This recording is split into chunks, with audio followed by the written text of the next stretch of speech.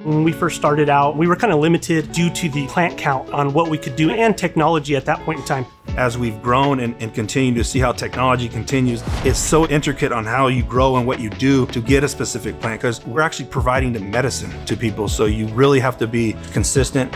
So we have our perpetual harvests, and that is to make sure that we can continue to trend our yields to be able to get it to the retail locations. We have the acreage. So what the outdoor gives you is the opportunity to sell your cannabis at a cheaper rate because it's an outdoor grow, but also you get the benefit of having all that excess weight for extraction purposes for your other products, your edibles, your concentrates, your vapes, your tinctures. We'll be upwards of 400 employees for sure by the end of the year. Having loyal people that have your backs and have your same goals in life and what you're wanting to do out of it, that's a big part of why we're successful and why we'll continue to be successful.